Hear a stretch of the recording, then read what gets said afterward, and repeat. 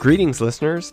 This podcast you're about to listen to is brought to you by the Network in Canadian History and Environment, a not-for-profit public history organization that publishes new research on the intersection of nature and history in Canada.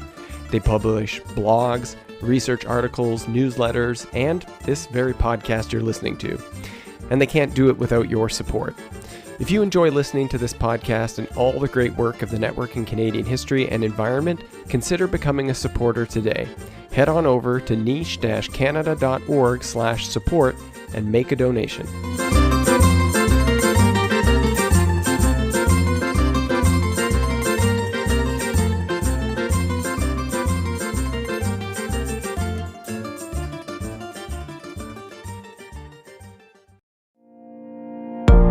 Finding animals in the archives, reading new sources, and exploring new methods in animal history.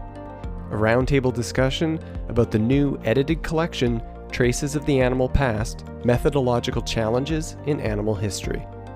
I'm Sean Courage, and you're listening to episode 76 of Nature's Past, a podcast of the Network in Canadian History and Environment.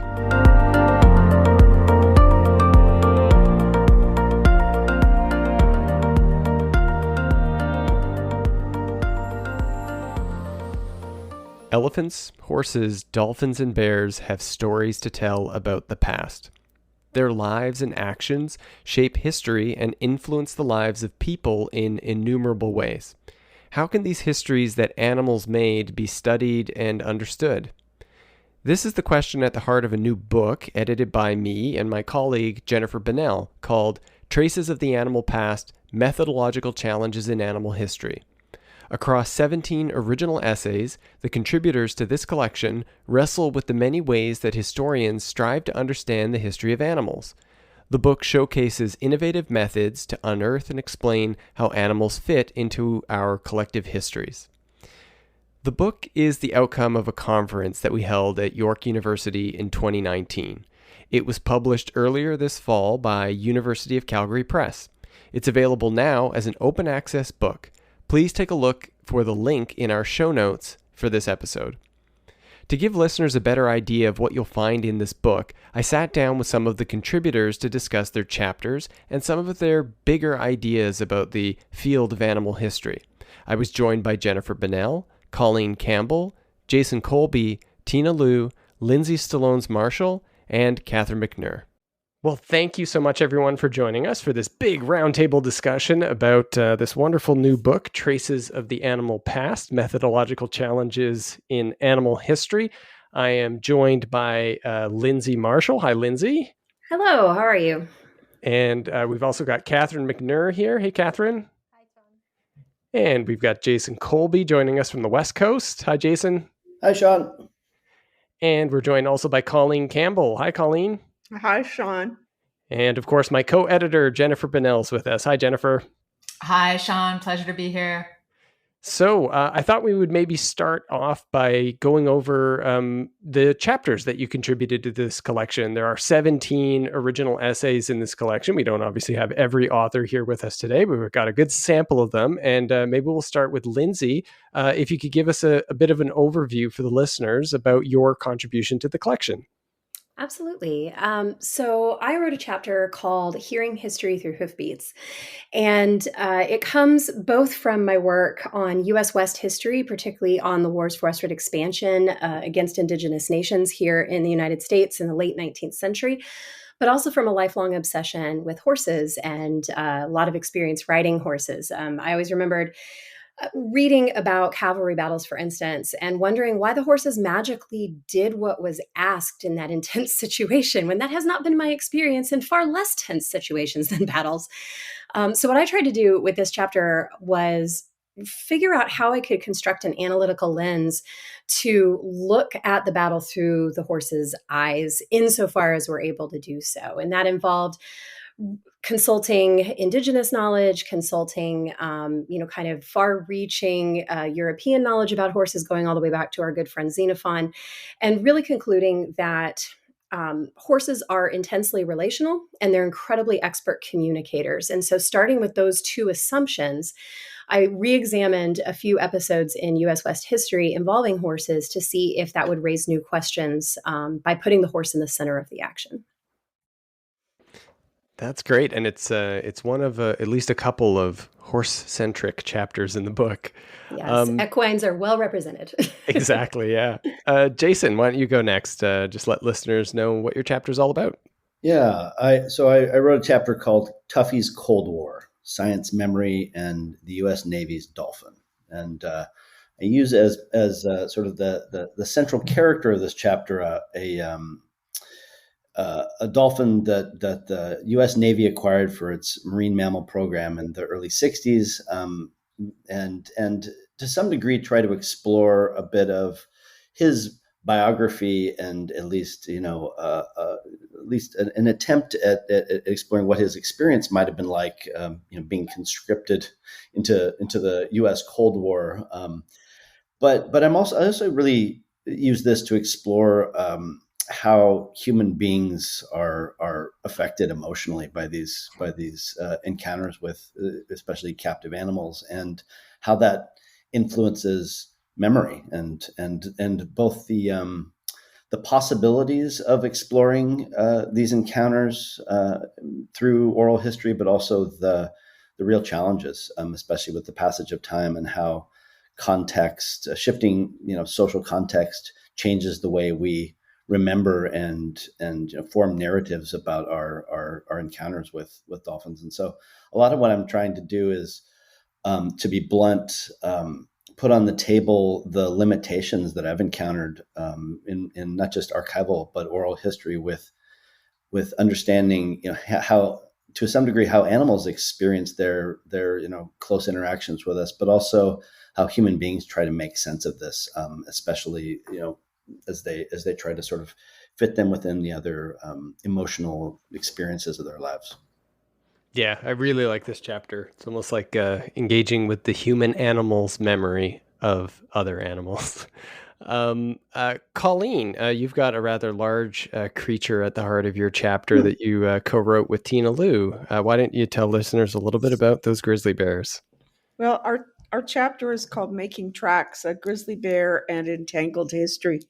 And it started with my project trying to tell the history of individual bears and an intent to try and share what I understood of bears from field work, that they're distinctly individual, and that we relegate not just bears but all animals to fit a natural history that we create about them, so they all become anonymous clones of each other. And when Tina encountered my work and was invited by you and Jennifer to be part of this conference, we asked if we could collaborate, and I could bring all the data that I had privilege to from the Eastern Slopes Grizzly Bear Project and my understanding of it to mesh with Tina's understanding from environmental history and animal history to write a chapter about bears, and through bears maybe to try and give individual animals that we don't live with and don't encounter in an intimate way some agency to be their own creatures. There's Tina. Yeah, perfect timing. Yes. Tina, we're just doing an overview of your chapter as well. Great. Can you hear me? We can hear you just fine. Yes, we can. I had to switch computers, and now I'm on this laptop. Good thing we're not doing a video because it's got a beautiful view underneath my chin. Well, we can hear you just fine, Tina. Colleen was just giving us an overview of your chapter. Wondered if you wanted to add anything in terms of what got you thinking about grizzly bears and thinking about animals as individuals. I don't know what Colleen said, but what got me thinking about grizzlies was living in Canmore and seeing Colleen's exhibit at the White Museum of the Canadian Rockies on a visual representation of the data that we used to as the basis of our chapter. So in Canmore, we live with grizzlies, and they're omnipresent. They're in the news all the time. And I think I wrote a blog for Niche about bear 148, the female bear that was captured and then relocated and ultimately died as a result of that relocation. Saw Colleen's art exhibit and thought, wow, there's a 10-year series of grizzly bear movements. I wonder what else could be done with this data. It's data that tracks a set of historical animals. So that's really what captured my imagination. And of course, at the time, I thought, I don't know what to do with this data, which is why I told you initially, I don't really have anything to say about animal history until I talked further with Colleen. And it's a wonderful chapter. Highly encourage readers to take a look at that one. And hopefully you're starting to get a sense of what this collection is all about. Now, we've gone from horses to dolphins to bears, and now we're going to talk about some very tiny creatures. Catherine, maybe you can start us off and let listeners know about your chapter about flies. Thank you. My chapter is called Vanishing Flies and the Lady Entomologist. And I came at this not at first through the flies, but through the entomologist, because I'm writing a book about these two women in the 19th century who've been erased, 19th century scientists. Margaret Hare Morris is an entomologist, and her sister, who was a botanist. And in 1836 and 1837, Margareta started researching wheat flies that were devastating wheat fields around Philadelphia and then all throughout the United States and Canada as well. And economically, this was a serious pest that was really affecting the economy because flour was becoming insanely expensive during the Panic of 1837. So there was a significant reason for this research that she was doing in the field. And everybody assumed there was just one fly at the heart of it all, the Hessian fly. But Margareta discovered that there was another fly that was behaving quite differently. And during her lifetime, nobody believed her. They saw that they believed she didn't know what she was talking about. And so she was being written off. And then in the centuries after her death, she was erased. But so getting involved with this conference was really great because I was able to center the fly in the story and think about how not only this woman was erased and her work was erased, but because of her erasure, we know so much less about this fly because the citation track, she was erased over time and people just lost track of what this fly was. It was named at one point, or she named it, but then everybody started to think that this was just a mistake. And so it was only interesting, but not entomologically relevant anymore. And it happens to be, there's a whole, something like entomologists now say there's something like 16 million of this certain kind of fly, Cecidomyia, and only a small handful have names. And we know less about this fly because of this archival erasure of the entomologist herself. So because of these power structures in the archives, we've lost track of an animal too. It fits so well in the collection and ties into so many of the themes of the other chapters about different ways of knowing animals and constructing knowledge about animals in their pasts, which is the challenge for all animal historians.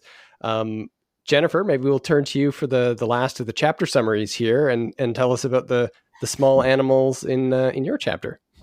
Sure. I so love it that we have two chapters on insects in this book. My chapter is called Occupational Hazards, Honeybee Labor as an Interpretive Device in Animal History. So it is quite deliberately playful in thinking about, we talk about worker bees, right? We talk about honeybees as workers. And it was really Dolly Jorgensen's intervention that got me thinking along these lines of thinking about honeybees as laborers themselves within really changing work environments. So changing work environments in 19th and 20th century Great Lakes region, Canada and the United States.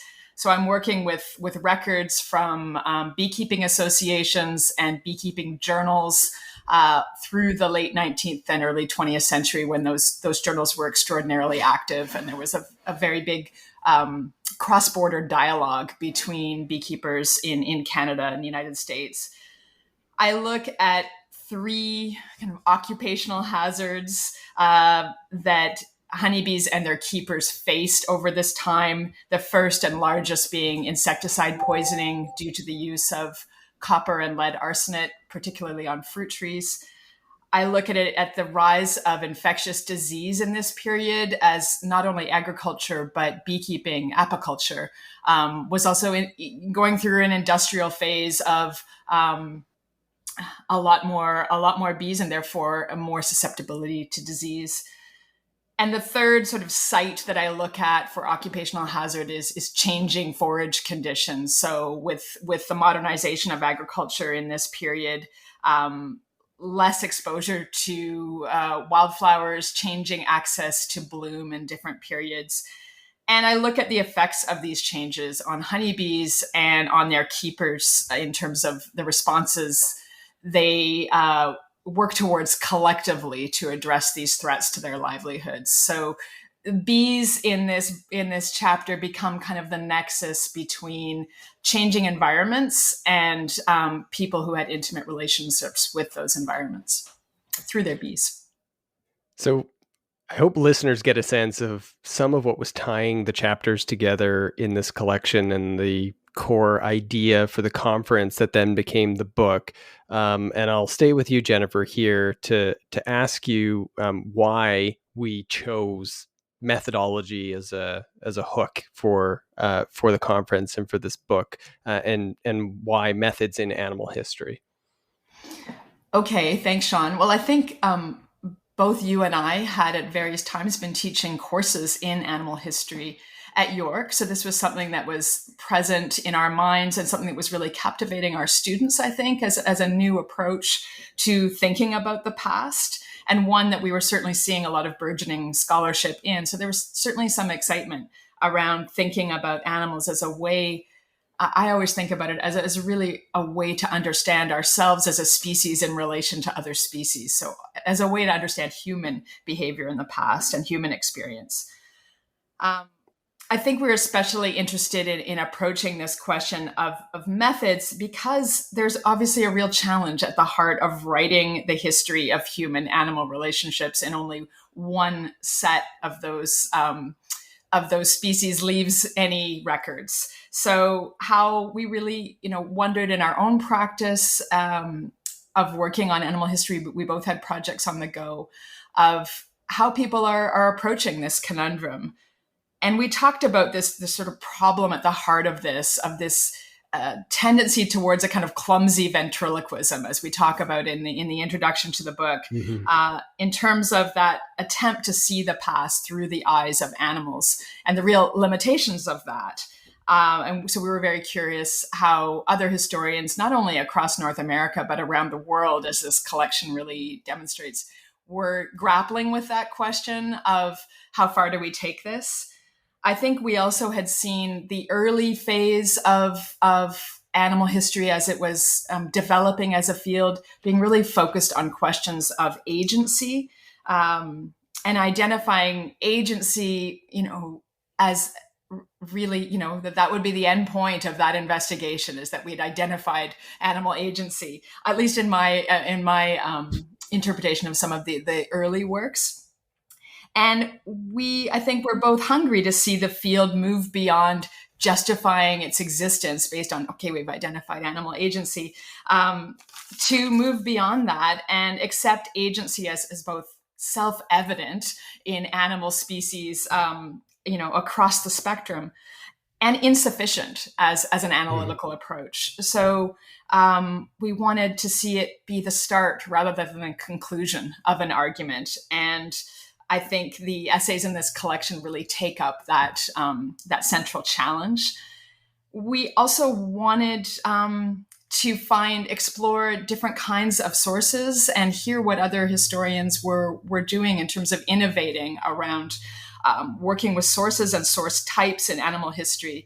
And I think this collection demonstrates how historians not only are creating sources of their own through oral history, as Jason talks about in his chapter, through the GIS projects that Andrew Robichaud and Sean, your chapter, demonstrate, in chapters like Susan Nance's, which really looks at creating an archive from the web to document the experience of greyhounds and their keepers. So I think there was just so much to explore here. And the conference showed us that these conversations people were really excited to have. And so I think choosing methods really found a way to bring us all together. I can't, choosing monkeys, would that have been better? I'm not sure. I think choosing methods was the way to go. Yeah, I mean, the only thing I would add to that was also the exhibit at Archives of Ontario, Animalia, which, as it was being developed, Jen, one of a student who had taken a class with both you and me, was working with Jay Young on the development of the exhibit. And in the process of creating the exhibit, they were going through a lot of the methodological challenges that animal historians go through in terms of finding sources in an archive that pertain to animal history, and where do you look. And I remember early in the development of that exhibit, they were struck by the extent to which, the vast majority of the sources that they were able to find came out of areas of the exhibit related to economic and agricultural history, or of the archives to economic and agricultural history. And then that raised all these questions about the way in which people construct archives and how that structures our knowledge about animals in the past. So the question, I guess, for the rest of the panel then is, what drew you to this conference and this collection? Lindsay, I don't know if you want to start on this one. Yeah, sure. I mean, horses are everywhere in our history, and particularly, the time periods that I study. And what I was really interested in, I realized as I was researching that I just didn't have the space to think carefully about these methodologies. My focus is typically on public memory and where our, kind of narrative constructs come from. And the history that I look at in particular in the late 19th century US West involves a lot of the construction of stereotype about Indigenous people that then justified, seizure of land and things like that. And I realized that the horses were doing a lot of memory work, and the rich literature that exists about the impact of horses on the landscape, their military importance, their political importance, their ecological importance, all those things, was really only through the framework of a very Eurocentric, settler scientific understanding of horses. And it did not take into account horses as relations, which is a completely different way to think about it. So I was really excited about the opportunity to think hard, and especially in the context, the way the conference was structured, where we had multiple respondents to each paper. So it was actually a conversation where we were all working on these different areas of methodology and trying to figure out how do we do this well, that we had this kind of communal effort to it. It wasn't just me floating off on my own, trying to think about horses in a different way. Tina, what about you? You said you initially thought you had nothing to say and to add to the conversation about animal history methods, and yet you showed up. Clearly that changed. I was attracted to this conference because I knew that there must be something that animal historians could have to say about this data set. And so partly I was drawn to it as a way of challenging myself to grapple with what it really meant to decenter humans and to tell a different kind of history, and to be with people who were, I was new to animal history, to be with people who were much, much more immersed in that literature, and to begin to have those very rich conversations about how you write animal history, how you write a history that is not anthropocentric, but can center animals. And I think I was drawn by the spatial work that you and Andrew did. I also, just was attracted to bringing together the humanities with scientific literature about animal behavior, which is not historical, right? I mean, that's the challenge for us is, does the historical animal exist, and how do we get at it? Scientists are dealing with animals in the present. They can monitor, they can watch themselves, they have firsthand observations. We don't always have that, but yet this set of this set of locational data offered the possibility of doing that. So I was really interested in, I'm interested in storytelling, and how all of you were approaching that question of how we tell stories about animals. So it was really the challenge, and I think it was just such a rich set of people and methods. The diversity was what struck me, and I came away learning a lot. I didn't put into practice everything that I learned, but I was inspired certainly by lots of references to other literature, and Colleen and I came up with what we came up with, looking at actions instead of events,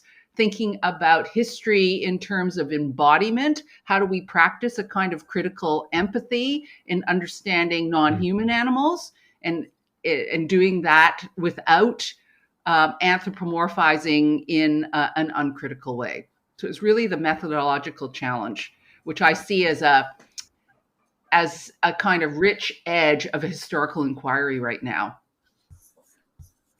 So this is a nice segue into the next thing I wanted to ask about. And Catherine, maybe you can answer this about the takeaways from the conference and how it shaped your research. You mentioned that your project is concerned with sort of the biographies of these two women, and there's a fly involved in this story. So did you take anything away from the other papers or the comments and feedback that you got on your chapter?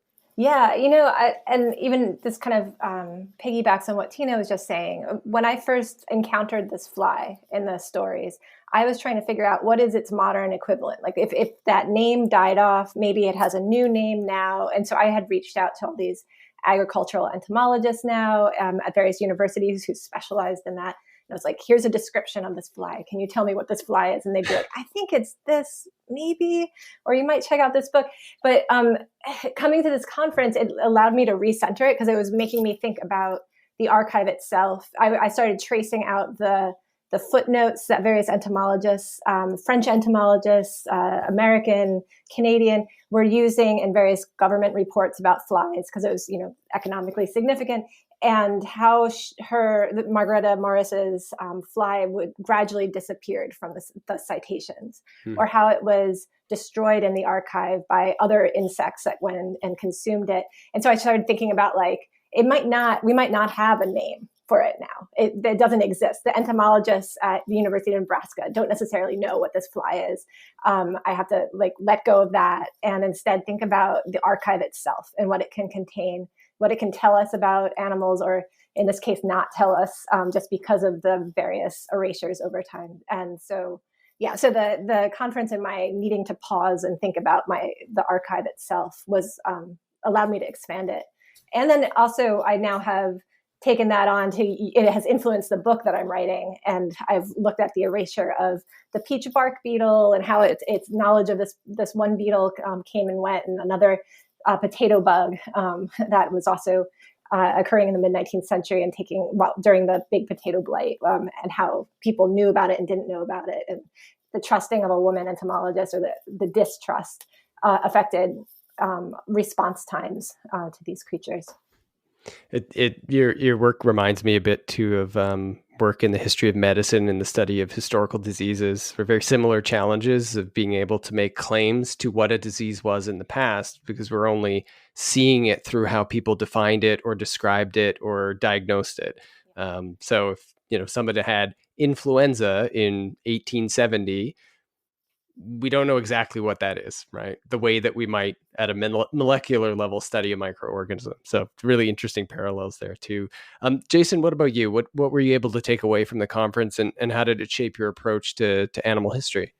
Well, I'll start off by saying I have really fond memories of that conference, partly because it's the last sort of in-person, academic event many of us got to do for a long time, right? And so I think about it as sort of this lovely moment in the before times when we could actually see each other in person. For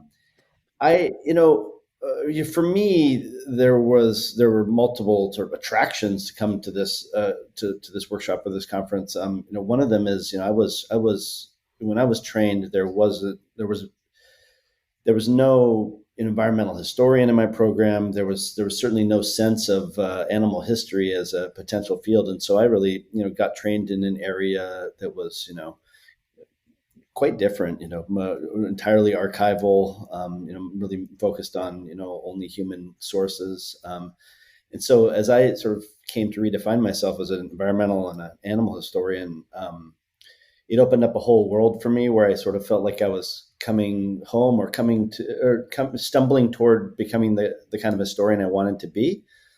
And so that's a long way of answering the question, but when coming to this conference, it enabled me to really think more explicitly about methods that others use in a way that I don't tend to in my own work. I mean, I tend to be quite an interdisciplinary, instinctive researcher, but I don't necessarily formulate quite clearly to myself, what my particular methodological approaches or tools are. And it was really useful for me to have the opportunity to just listen to others, many of whom were much more explicit and focused in their methodological approaches than I am. And so, I mean, I came away from that humbled to some degree about how clearly many colleagues think about these methodological questions with animals. I came away even further convinced, and certainly Colleen and Tina's work is a piece of this for me. I come from sort of a scientific family, and so the integration of scientific literature, scientific research is natural and really important to me. But I came away from presentations like theirs thinking, I could push that even further.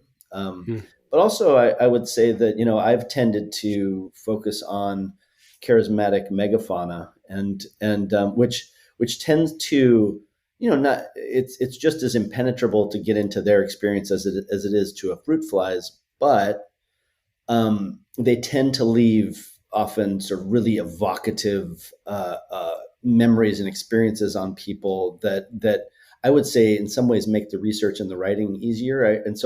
When I say I came away humbled, watching presentations like, and reading pieces like Jennifer's and others, just thinking, wow, this is extremely creative, brave work to be sort of trying to ask these questions and explore in this way with animals that aren't necessarily thought of as your charismatic megafauna that sort of create these often ready-made stories. And so, that's a long way of saying I came away sort of humbled and inspired. It was a really lovely get together. Yeah, and I remember when we were, organizing the book and thinking about the groupings of the different papers, we thought of your chapter on Tuffy and Colleen and Tina's chapter on the grizzly bears as like one of, this is on the cutting room floor, but we thought about like animal biography was one area. So we thought, okay, it'll be all the chapters that deal with specific animals as individuals. And so yours and Tina and Colleen's fit really well together. So I'm glad there was some intersection there in terms of what you got out of the conference. Colleen, how about for you? I think when we chatted at some point earlier today, you had mentioned you felt maybe you might be a little bit of an outsider in the group, but you were welcomed in and enjoyed the experience. What drew you to this conference and the collection? Well, first of all, it was just a really neat experience to collaborate with Tina and to come at talking about grizzly bears from what was a really personal experience for me of 12 years on the ground of tracking them. And then Tina's more remote experience. And we found a really nice meeting ground for that. The conference, I was inspired by by all of the incredible energy that people brought to the conference. And I love the archives. I wanted more wildlife in the archives. And I, at the time, I was sitting on a data set of about 15,000 pieces of information about wildlife mortalities in the parks and surrounding areas. And I came away feeling like my approach to my art and my science and bringing them together was really validated. And I've been working for the last couple of years on a piece about mortalities on the Trans-Canada Highway and the CP Rail, which just seems to get bigger as I think it should be drawing to a close. So that's I think to some extent spawned by my experience at the conference. And I am so enjoying reading all the papers again in random orders. And it's taking me back to the conference, but every single paper is better than my memories of the conference. So it's really wonderful to be able to pick the book up and sit here with it in my lap and have one of my cats purring and just enjoy the words and hear people's voices kind of remotely. Well, and Colleen, you remind me that I wanted to make sure listeners knew that your art does appear in the book in more than one chapter, so they can find more of the intersections that occurred through this project.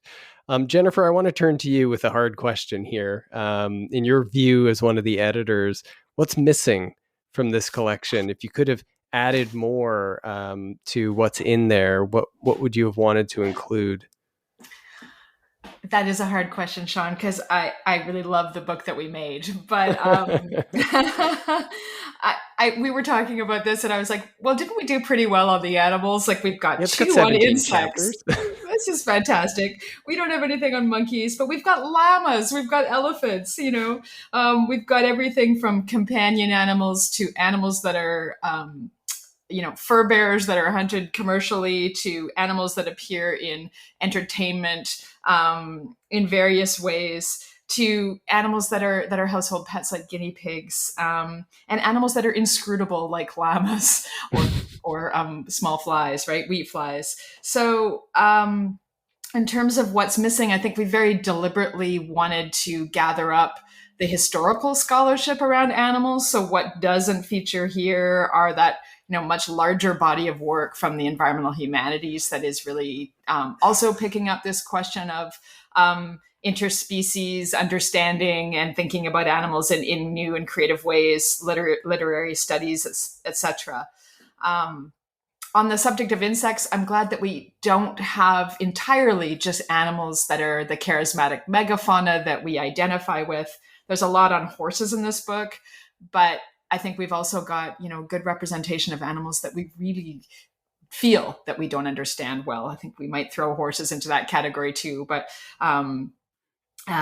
we've got some interesting species here. So I think this we have some other questions on this, but thinking about how we gathered these into different different sections of the book really allowed us to highlight the diversity of both approaches, animals, and ways of thinking and source materials here. So I'm curious to you, Sean, you might want to comment on that. What do you feel is missing here? Well, I mean, you mentioned literary studies and literary sources for thinking about animals, and that's certainly a big part of the environmental humanities and animal studies. That's not quite as present in this text, though there's some elements of it in some of the chapters. And the other, I thought would be nice to see maybe one more chapter that confronts more directly animal behavioral sciences. So I think Susan does this somewhat in the chapter on the greyhound dogs.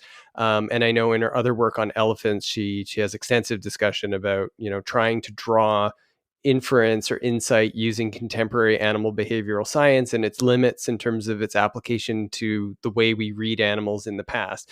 Do elephants in 2022 behave the same way as elephants in 1922?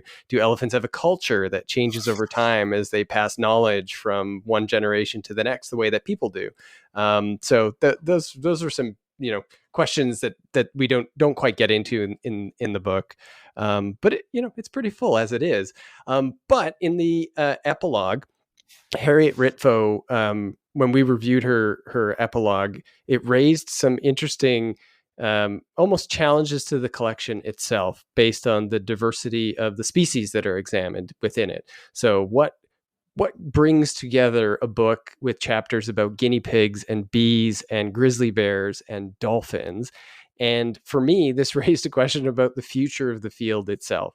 Does it make sense for animal history to continue to be as capacious in its definition of animal? Or should we be thinking about cetacean histories and insect histories and mammal histories Should we be parsing domestic and wild animals from one another? We put everything together in this book. And I think quite consciously we wanted to do that, to have, as diverse a range of methodological approaches as we can get. But I wondered for the panelists here, where you see the field going. Do you see value in thinking more specifically about the species that historians examine? Are we being too homogenous by grouping all historians of animals together? I don't know if anybody has initial thoughts on that, if they wanted to jump in on the future. Jason? I have a quick one, which is I think from my perspective, and this gets at something Tina said earlier about being a storyteller. I think that what historians can bring to animal history, regardless of how we sort of chop it up and define it, is, it's best not just dialogue with other disciplines and other forms of knowledge, but really bringing our strength as storytellers in a way that engages and brings together human and non-human histories in ways that I think can be really productive and progressive in the way that human beings think about their relationship with nature and the environment, and sort of thinking about shared histories. Animal scientists do a lot of amazing work, but they don't necessarily tell stories well. And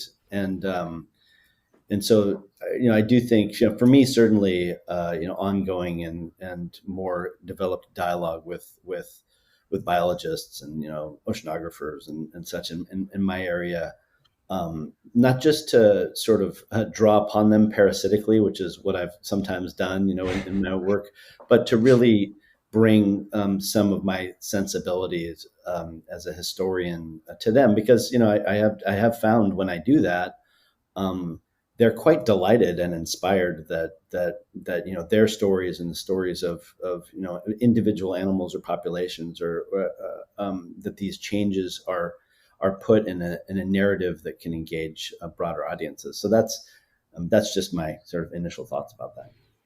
Tina, you wanted to jump in here. Sure. Thoughts on the future of the field? Yeah, well, I just start with an observation that Lindsay will know more about than I do, but the categorization of human and animal is one that's very culturally specific, right? And many indigenous nations make no such distinction. That's a huge category of things, of relations that are lumped together. So that raises the question of how we might split that up. And so, building on what Jason just said, have any of you read Ed Yong's new book, An Immense World? Because I think one way that he divides his book up is something that we can think about. He doesn't do it species by species. He does it through the senses. And his whole point is that humans are so relentlessly visual that we value that sensibility, but other non-human animals do not perceive the world in that way. So what he's trying to do is call attention to humans' very, very situated and actually narrow perception of the world compared to that of other creatures. So he goes through and talks about those creatures whose primary way of engaging with the world is through smell. Or it could be through vibration, or it could be through taste.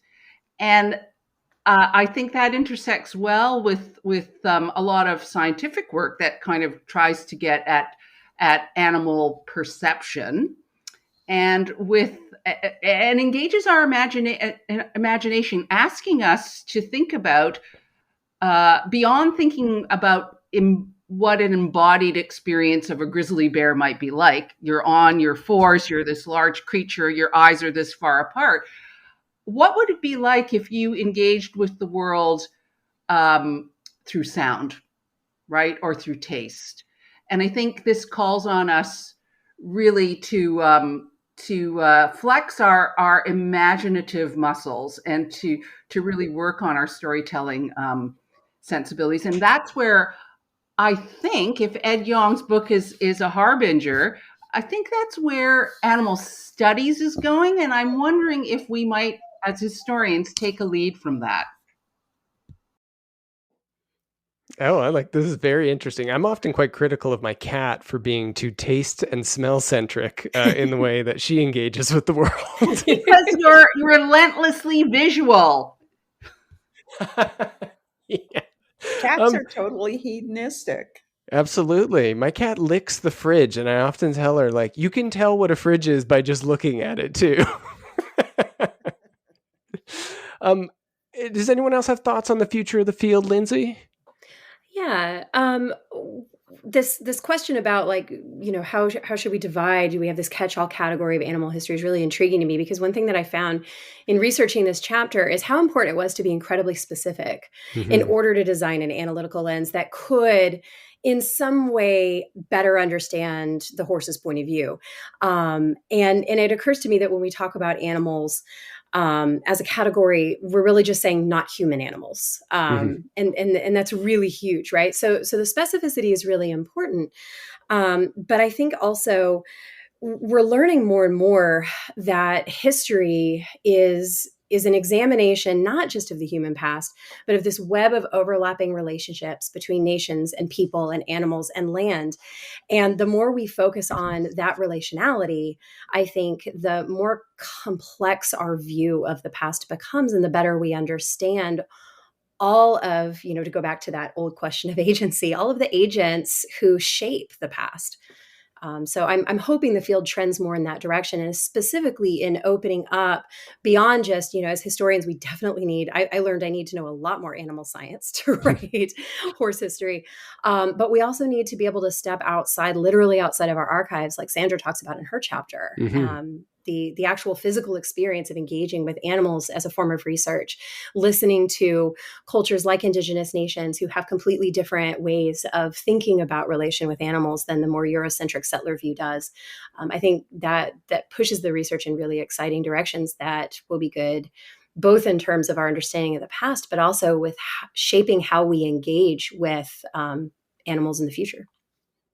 Yeah, that's so interesting. I never even, I didn't think of it when we were writing the introduction, but you're right that the different methods that the historians in the collection use are very specific to their case study, but also to the species that they're dealing with. And some methods wouldn't work for other animals. I'm thinking about my own chapter, and I do mention this, that, based on the sources that I'm looking at, it's almost like I'm looking at just one section of a spectrum of light, and I don't see all the other parts of it. So using the types of records that I was using and then mapping them with GIS software will show me a lot about domestic animals as economic units. And that's how they were documented in the records that I was using. But not a fly will appear in any of that. They'll just be invisible. They're like ultraviolet light. So I think that's a really important takeaway is the diversity of the species also necessitates a diversity of methods for thinking about them historically. Catherine, did you want to add something here? Yeah, this is less of a macro idea about the future of the field, but a very micro one, maybe perhaps. I'm looking at gut bacteria, go for the very unintelligible creatures, and do something like Anna Singh's Mushroom at the End of the World, but with gut bacteria, and getting into history of medicine or whatever. And I don't know how you would write that history. It would, like you're saying, a totally different wavelength of light to get at that in the archives. But I think go for the ones that are definitely the most non-charismatic, the ones that are most inscrutable, and try to figure out how they exist, the things that we really can't see even or make sense of. But that, again, very micro suggestion. And Colleen, what about for you? Well, you mentioned animal cultures, and that made me think of a couple of things. One, a word at the beginning of Lindsay's essay, which was, I think, oyate, which is about animal nations.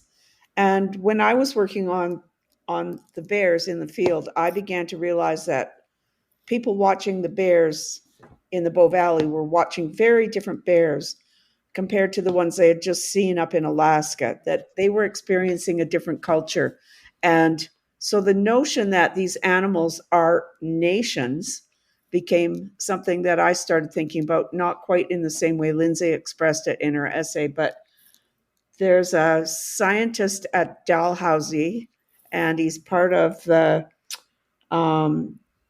there's a big whale rescue society on the East Coast, Hal Whitehead, who started writing about animal cultures from a very Western scientific point of view when he was studying seabirds in the Arctic.